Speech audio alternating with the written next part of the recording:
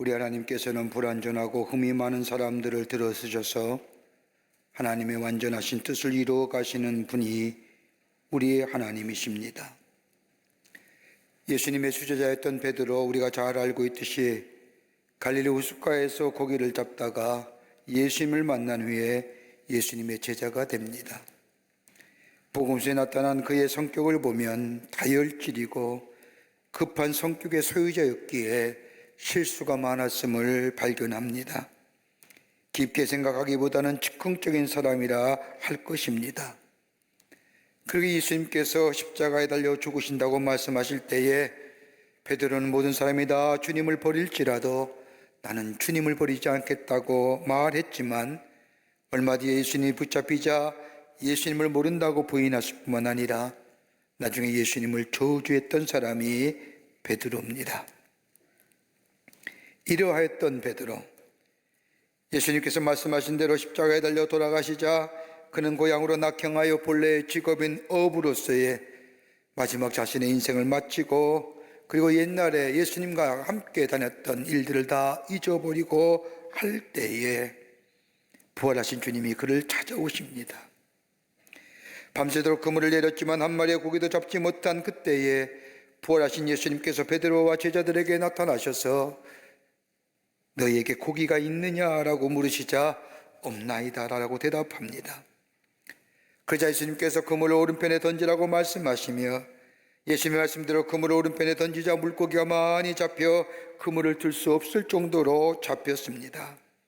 그때 예수님께서 성경 말씀을 보면 베드로에게 주님이라 이야기하십니다. 그러자 성경 말씀을 보면 옷을 벗고 있었던 것 같습니다. 우통을 벗고 있었던 이 베드로가 우통을 입고 웃옷을 입고 바다에서 뛰어내려 육지로 올라오고 다른 제자들은 육지에서 조금 떨어진 곳에 고기를 잡다가 예수님의 말씀을 듣고 육지로 올라옵니다. 베드로와 제자들이 육지에 올라오지 와보니 예수님께서 불을 피워 생선을 구우시고 그리고 떡을 준비하셨던 예수님, 제자들에게 조반을 먹으라 하실 때에 저들이 그 누구도 예수님인 줄 알고 당신이 누구냐라고 감히 묻는 사람이 없었습니다. 조반을 마치신 우리 예수님, 불 옆에 있던 베드로를 향하여 요한의 아들 시몬아 내가 나를 사랑하느냐 3번 거푸 물으십니다. 그때마다 베드로의 대답은 한결같습니다. 주여 그래와외다 내가 주를 사랑하는 줄 주께서 아십니다. 그 물음에 답드신 예수님께서 내 양을 먹이라 치라 먹이라 말씀하십니다. 성경 말씀을 보면 베드로가 부활하신 주님을 만난 것이 이번이 처음이 아닙니다. 요한복음 20장 19절과 29절의 말씀을 보면 부활하신 예수님께서 제자들에게 나타나실 때에도 베드로가 그 자리에 있어서 부활하신 주님을 봤습니다. 누가복음 24장 35절의 말씀을 보면 부활하신 주님께서 베드로에게만 따로 나타나셔서 보이셨습니다.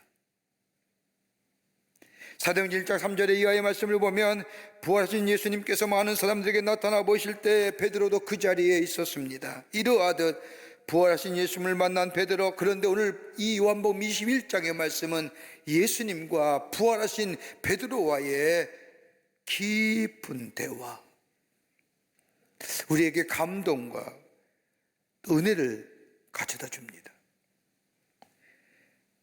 누가복음 5장의 말씀을 보면 갈릴리 호숫가에서 고기를 잡던 제자들을 만나는 장면이 나옵니다. 오늘 본문의 말씀과 비교해 보면 아주 유사한 말씀입니다.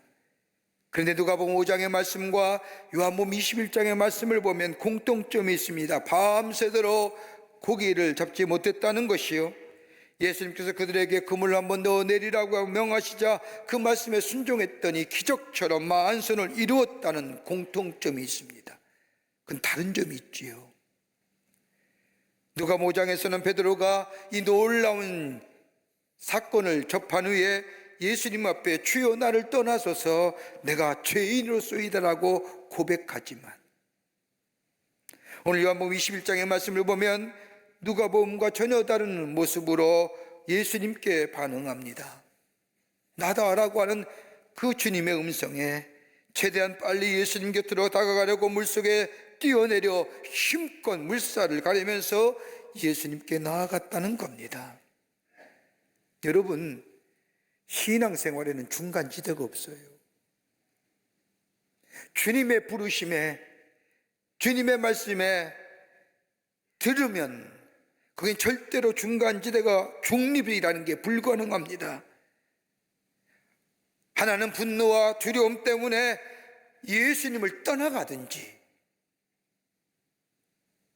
누가복음에 나온 베드로처럼 주여 나는 죄인이소이다 나를 떠나소서라고 얘기하든지, 아니면 요한복음 21장의 말씀에 내다라고 하는 주님의 음성을 들을 때에 물속에 뛰어들어 힘껏 물살을 가리며 예수님 앞에 나아가 주님, 제가 여기 있습니다, 제가 주님의 것입니다 라고 대답하는 두 가지밖에 없는 거예요.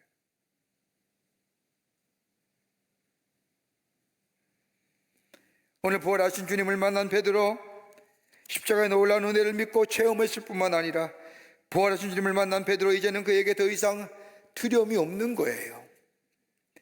수치와 죄책감 예수님께서 다 사해 주셨어요. 죽음에 대한 두려움도 사해 주셨어요.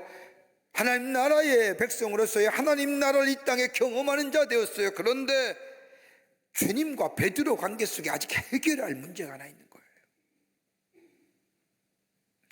십자가의 은혜가 우리 안에 있고 부활의 감격이 우리 안에 있지만, 하나님의 놀라운 은혜와 사랑 가운데 살아가지만은 아직도 베드로에는 주님과의 해결하지 못할 개인적인 문제.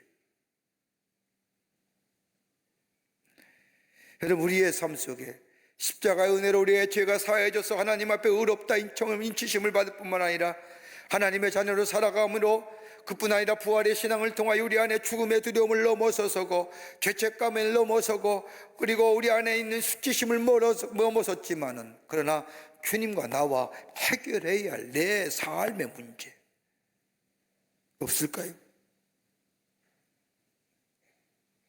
오늘 본문의 말씀을 통해서 몇 가지로 함께 말씀을 나누며 은혜 받기를 원합니다.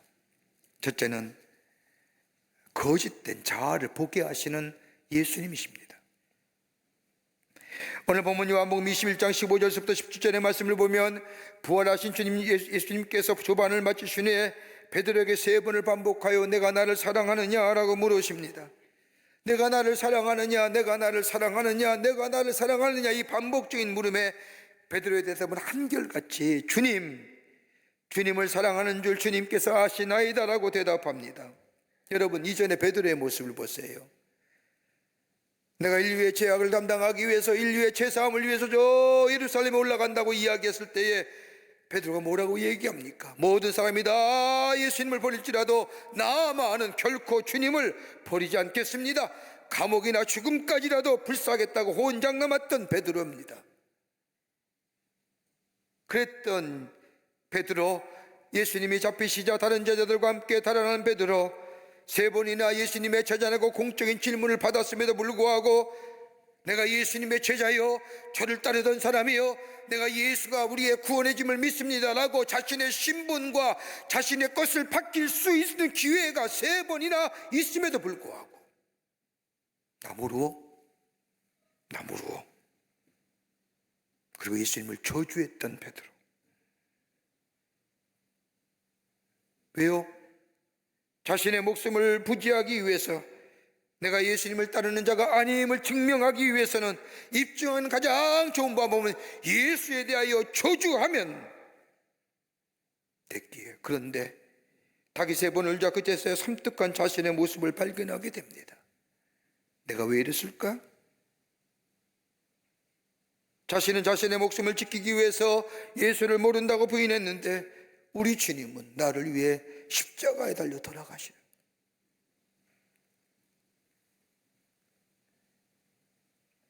자신의 목숨을 지키기 위하여 예수를 모른다고 부인했던 이 베드로의 마음, 자신을 용서할 수 있을까요? 돌이킬 수 있을까요?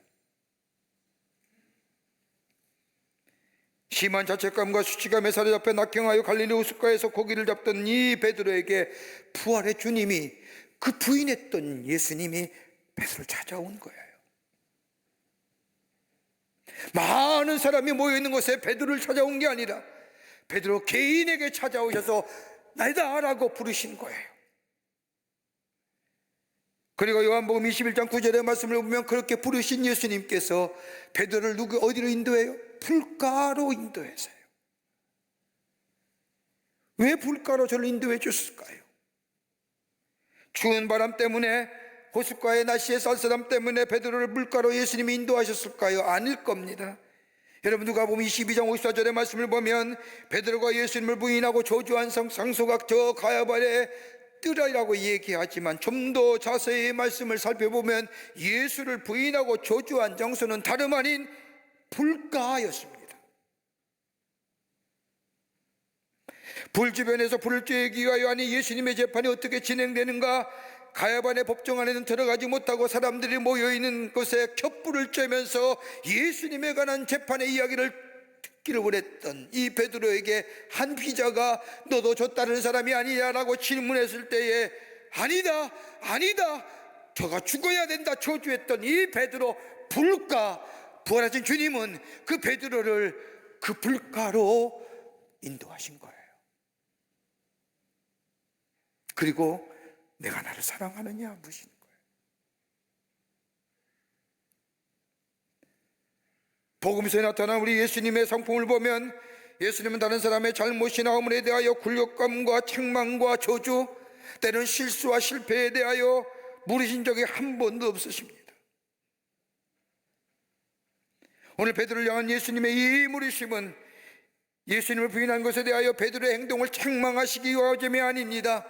그의 상처, 그의 아픔, 그의 상한 자존감, 마치 외과 의사가 그 병의 원인을 도려내듯이 그의 아픔과 수의 수치를 예수님과의 관계 속에 맺은 그 수치와 자존감의 상함과 그 아픔을 도려내어 더 강건한 인생으로 살아가시기 위한 예수님의 그의 초청인 겁니다.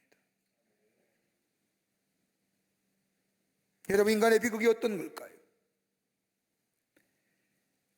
여러분, 인간의 비극이 다른 것이 아니라 자신의 불완전한 것을 바라보지 못하고 그 모습을 숨기려며 살려는 것이 비극 아닙니까? 진리가 아닌 것을 진리인 양, 소중하지도 않은 것을 가지고 마치 소중한 것인 양 살아가는 우리의 인생들, 여러분, 어떤 심리학자는 이런 삶의 모습을 가리켜 거짓된 정체성이라고 칩니다. 진실이 결여되어 있는 정체성. 여러분, 창세기에 나온 최초의 살인사건인 가인과 아벨의 이야기를 잘 아실 겁니다. 여러분, 가인이 왜 아벨을 죽였습니까? 많은 사람들이 알기를 하나님께서 아벨의 제사를 받으시고 가인의 제사를 받지 않으셨다는 것 때문에, 시기심과 질투심 때문에, 혹자는 하나님이 기뻐하시는 짐승을 제물로 드렸고 가인은 그렇지 못했기에, 다양한 해석이 있지만 엄밀하게 얘기하면 다름이 아니라 가인의 자존감은요, 정체성은 아벨이 기준이었습니다. 가인은 아벨과 비교해서 내가 대단한 존재라고 생각했습니다. 가인은 동생 아벨에 대하여 우월의식이 자신의 아이덴티티요, 자신의 자존감이요, 자신의 전부였습니다. 나는 아벨보다 나은 사람이야, 난 아벨에 대해 우월한 존재야 라고 생각했던 이 가인이 하나님께서 자신의 제사를 받지 아니하시고 아벨의 제사를 받게 되자 그 현실을 부정해야 되지 않습니까? 그의 자존감이 무너진 겁니다.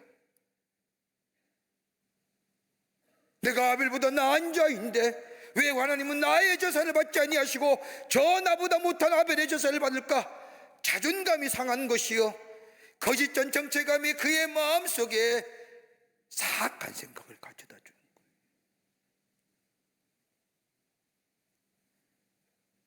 가인이 아벨을 죽인 이유는 억제하기 힘든 살인적이고 폭력적인 충동이 아닙니다. 거짓된 정체성, 진실성이 결여되어 있는 이 거짓된 정체성을 고수하고자 삐뚤어진 자아가 아벨을 죽이게 했던 거예요.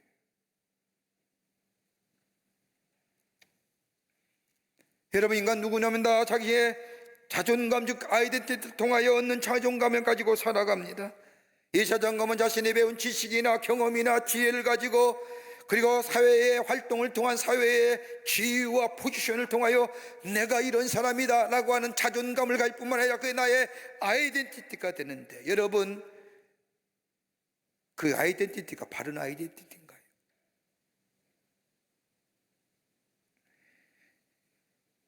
우리의 정체성이 어떻게 구체적으로 우리의 삶 가운데 형성이 됩니까? 아마 세 종류로 생각해 볼 수 있을 겁니다. 하나는 바깥으로부터 자신의 정체성을 찾는 사람일 겁니다.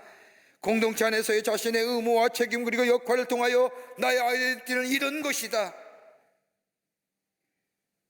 공동체 안에서, 무리 안에서, 흔히 조직 안에서 나의 정체성과 나의 자존감이 세워져 가는 겁니다. 지위가 올라가면 올라갈수록, 직급이 올라가면 올라갈수록 그것이 마치 나의 아이덴티티냐 생각하는 거예요. 그런데 영원하던가요? 내려와야지요. 누군가에게 물려줘야지요. 그거 정말로 진정한 나의 아이덴티티가 아닙니다. 거짓된 아이덴티티요, 허상과 허구입니다. 그러기에 여기에 매달린 사람의 마지막 결론은 뭐냐? 불안하고 회의가 찾아오고 미래에 대한 불안감에 떱니다.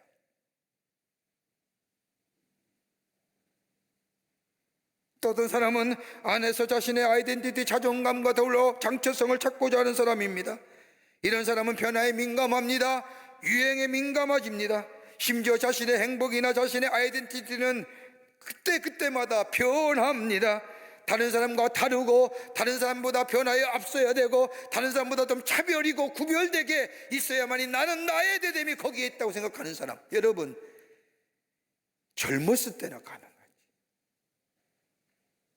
나이 들어서 젊은이처럼 하고 다니면 추해요.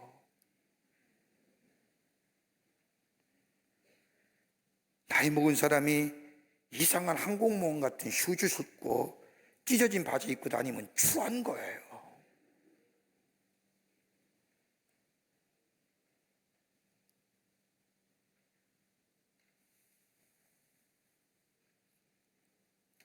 또 하나 있다고 한다면 그리스도인의 정체성이에요.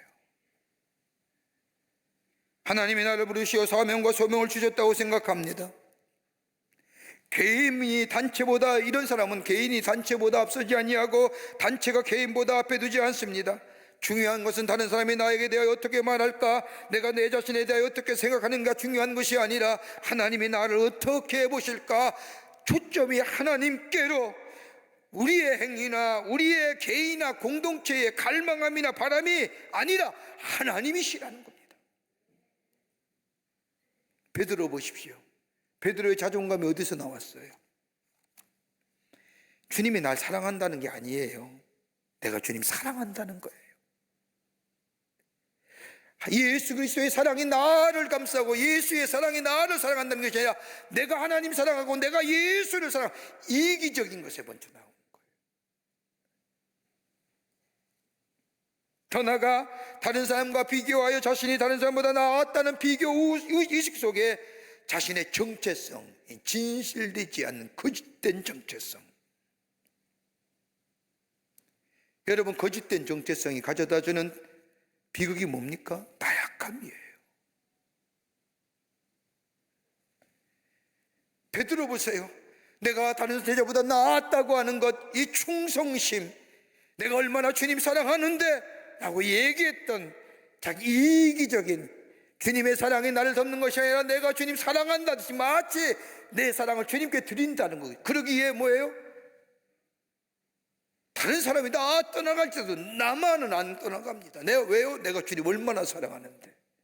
주님이 나를 사랑하는 발로에 의해서 주님을 따르는 것이 아니라 내가 주님 사랑하고 주님 지키려고 하는 마음이에요. 이기적인 마음이에요. 그런데 그것이 용기를 주고 그 자기 아이덴티티를 줬는데 주님 십자가에 달려 돌아가실 때 어떻게 돼요? 여지없이 미뤄지잖아요. 나약함이에요. 거짓된 정체성은요, 우리에게 나약함을 주는 거예요. 사회적 지위요, 포지션이요, 그것이 나예요? 아니에요. 내려와요. 그럼 뭐예요? 그거에 염두에 두고 그거 잡고 얼마나 나약한 존재 되는지.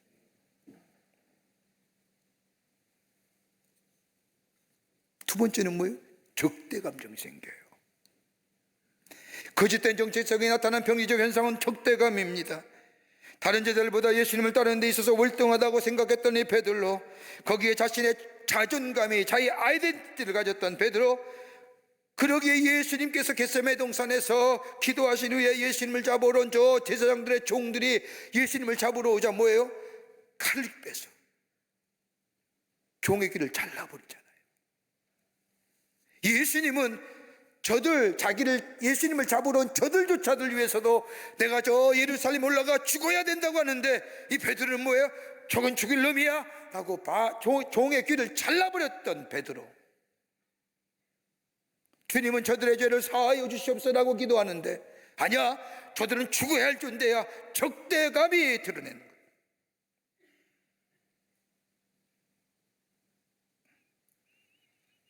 이런 베드로, 진실이 결여되어 있는 거짓된 정체성에, 그것이 마치 자신이랑 생각했던 그 베드로에게 주님 찾아오신 거예요. 그리고 묻는 거예요. 내가 날 사랑하느냐? 내가 날 사랑하느냐? 그럴 때 어떻게 해요? 그 물음에, 그 불가에 내가 어떤 사람인지 보는 거예요. 십자가에 죽으시고 부활하신 예수님, 그 앞에 내가 어떤 사람이고 내가 어떤 모습으로 살았는지. 여러분, 그리스도인의 정체성과 자존감은 얻어지는 것이 아닙니다. 성취하여 취득한 것이 아닙니다. 받는 겁니다. 예수의 십자가의 사랑 안에 거하는 자, 부활하신 주님을 내가 영접하는 자, 받아들이는 자, 그런 자에게 하나님 나라의 놀라운 은혜가 임하고 하나님 나라의 놀라운 축복이 시작되며, 내 안에 죄악과 수치감과 모멸감과 그 모든 것이 다 사라질 뿐만 아니라 내 안에 건강한 자, 성숙한 인격의 소유자 되는 겁니다. 부활한 주님이 회복시키고 그를 성숙하고 건강한 하나님의 사랑으로, 정서적으로요, 건강해야죠. 두 번째는 회복시키시고 치유하시는 우리 예수님이십니다. 오늘 보면 누가복음 21장 17절과 19절의 말씀을 보면, 누구보다도 예수님에 대하여 충성을 다한 것에 자존감을 두었던 베드로, 부활하신 예수님께서 내가 이 사람들보다 나를 더 사랑하느냐라고 물으실 그때에 베드로의 물음은, 이 베드로의 대답은 주님 그러하외이다, 내가 주님을 사랑하는 줄 주님께서 아시나이다고 대답합니다. 세 번에 내가 나를 사랑하느냐라고 하는 이 물으심에 주님은, 베드로는 똑같이 대답합니다. 주님 그러하외이다, 내가 주님을 사랑하는 줄 주님께서 아십니다. 여러분, 이 세 번의 질문을 던졌을 때 베드로의 마음이 어땠을까요?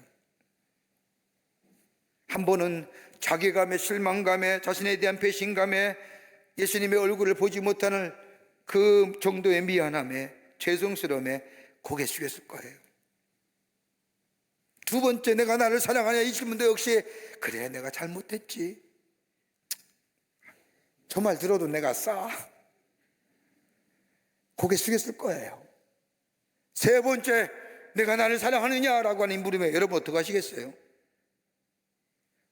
그만 좀 물어, 그러지 않았을까요? 두 번 대답했잖아요. 제가 주님 사랑하지 못한 건 사실이지만 주님 좀 이해해 주세요. 목숨이 경각에 달렸는데 주님 사랑한다고 고백했다, 나 죽을 것 같은데.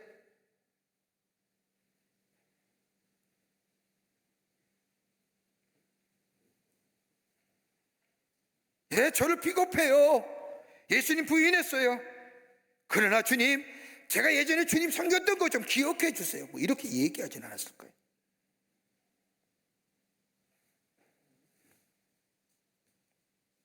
그럼에도 불구하고 베드로는 세 번의 물음에 주님 그러합니다.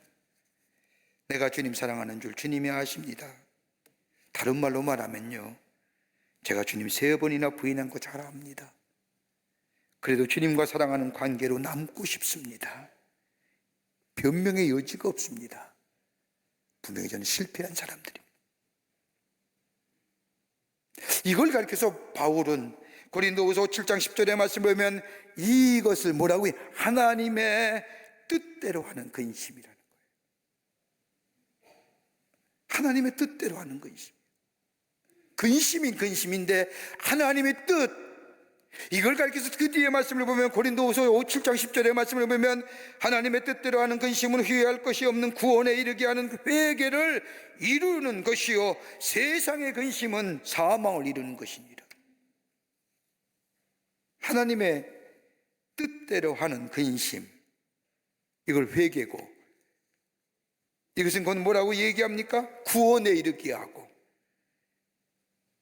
우리에게 뭐예요? 영구적인 변화를 가져다 줘요. 여러분, 세상의 근심과 하나님의 뜻대로 하는 근심과의 차이점이 뭘까요? 여러분, 죄 짓는 것에서는 똑같은 겁니다. 그러나 근심의 내용이 다른 겁니다. 세상의 근심은 죄로 인하여 내 마음속에 오는 죄의 결과로 인한 격한 감정, 분노, 아픈 일종의 자기 연민이에요.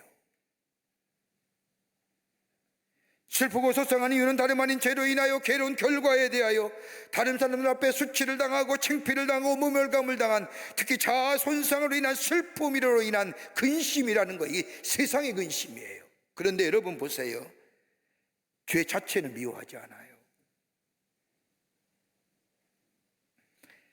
죄에 따른 결과에요 수치와 괴로운 아픔과 슬픔과 이것이 시간이 지나가게 되면 죄는 또다시 우리 안에서 발동하여 격한 감정으로 죄짓게 하잖아요. 세상의 근심은 사망에 이르게 하는 거예요. 그런데 하나님의 뜻대로 하는 근심은 근심의 내용이 다른 거예요. 내가 지은 죄가 하나님과 예수님을 욕되게 하고 슬프게 했기에 죄의 결과를 얘기하는 것이 아니라 죄의 자체를 슬퍼하는 거예요. 죄 지은 것을 인하여 예수님을 슬프게 하였던 것, 십자가의 사랑을 헛되게 했다는 것, 예수 그리스도의 부활이 헛된 것이 됐다고 하는 것, 십자가의 사랑으로 우리의 죄를 다 사해 주셨는데 내 죄 졌다는 걸 알았어요. 그렇게 생각하니까 뭐예요? 죄 자체가 미워지는 거예요.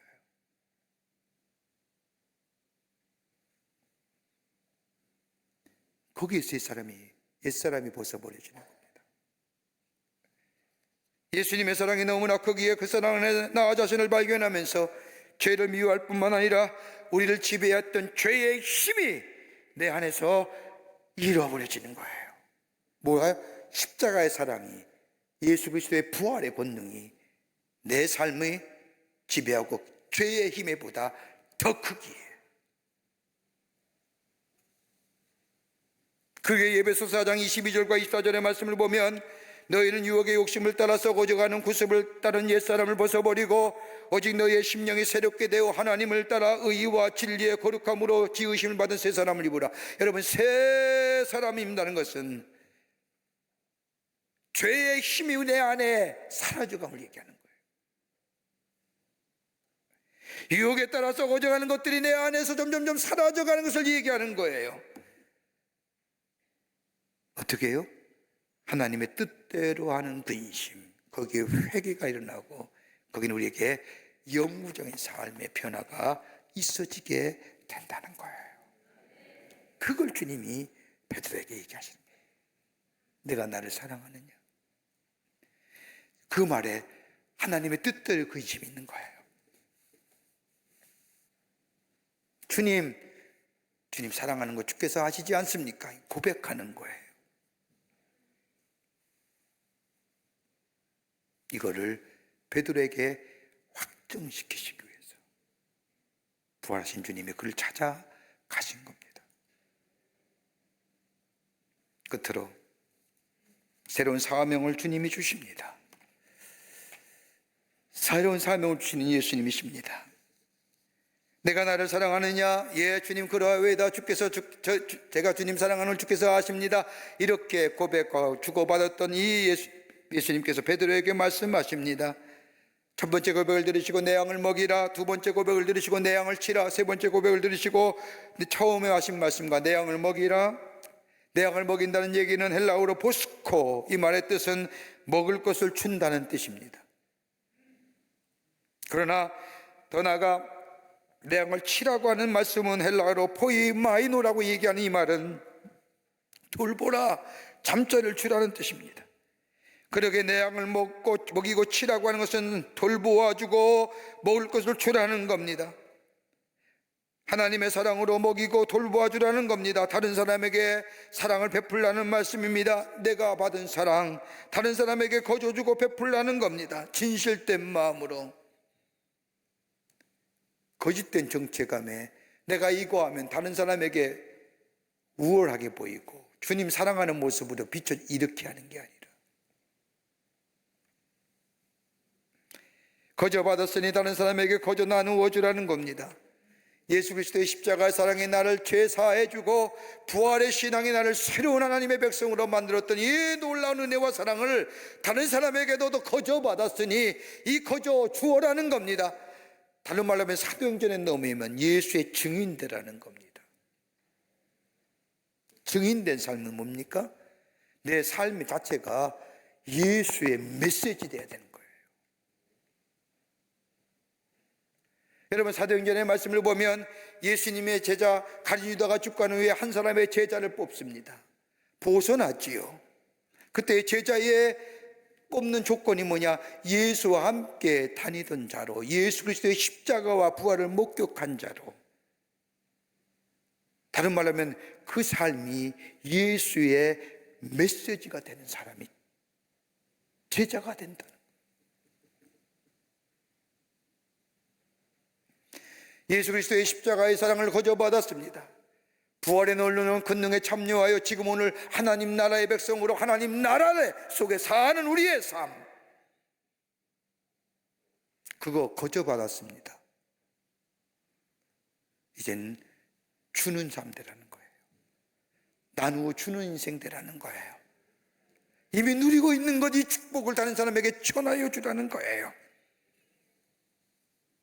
내가 받은 사랑, 은혜, 다른 사람을 나누어 주고 저 또한 그 은혜와 사랑 안에 거하게 하는 것.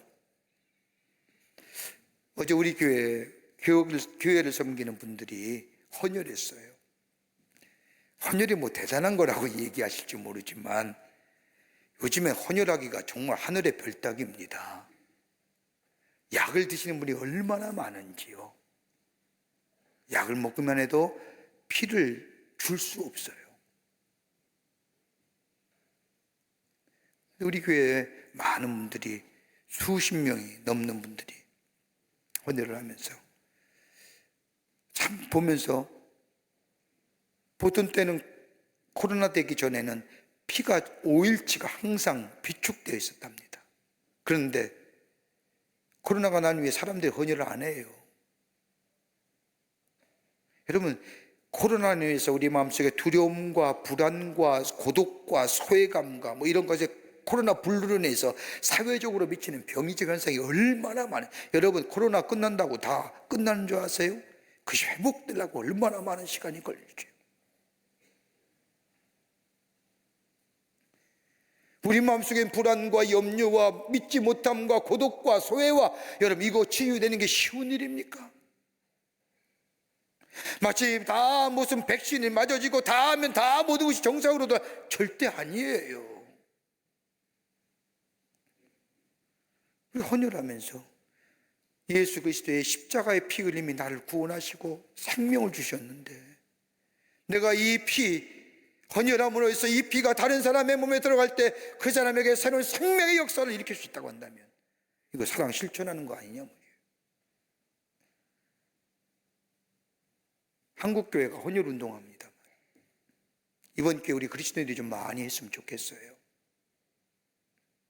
사랑을 실천하는 거예요. 내가 너를 사랑하는 말 한마디보다 예수 그리스도의 사랑, 거저받은 이 놀라운 은혜 나누고 주는 인생. 연약하지만, 부족하지만, 낡은 정체감을 가졌지만 오히려 베드로는 하나님이 지도자로 세우시고 실패와 연약함이 오히려 그를 넘어서서 진실한 자기의 자존감, 아이덴티티, 그리고 치유와 회복을 통하여 하나님의 온전한 하나님의 사람으로 사명자로 세워서 예수 그리스도의 십자가와 부활의 권능을 증거하는 삶으로 삼아 가셨던 것을 보게 됩니다. 오늘 주님이 물으셔요. 너 나 사랑하냐? 혹시 주님과 나와의 껄끄러운 관계는 없습니까? 마치 이것이 내가 주님을 높이고 주님을 찬양하고 주님을 귀히 여기는 것처럼 했던 거짓된 정체감의 모습은 없는지요? 오늘 주님이 다시금 우리를 향하여 너 나 사랑해? 물으시는 이 음성에 주님 그러해요, 주님 사랑합니다 라고 고백되어지고 주님과의 깊은 교제 속에 주고받는 사랑의 대화 속에 우리의 상처가 치유되고 회복되는, 그래서 하나님 나라의 귀한 사람으로 이 땅에 선한 영향을 놓아가는 여러분과 저와 되시기를 주의 이름으로 축원합니다. 하나님 감사합니다. 저희들 사랑하시고 하나님의 자녀 삼으심에 감사합니다. 하나님과 우리의 관계 속에, 예수님과 우리의 관계 속에 아직 해결하지 못할 문제 있다고 하면 오늘 이 시간 해결받는 저희들 되게 하여 주셔서 우리의 아픈 상처, 우리의 아픈 마음들 치유와 회복의 역사를 통하여 하나님의 거룩함을 덧입혀 하나님의 백성다운 삶 살게 하시고 이 놀라운 은혜와 사랑을 전하여 이 땅에 하나님 나라를 세워가는 저희들로 주께서 삼아 주시옵소서. 성령이 우리와 함께 해 주실 줄 믿으며 예수님의 이름으로 기도하옵나이다.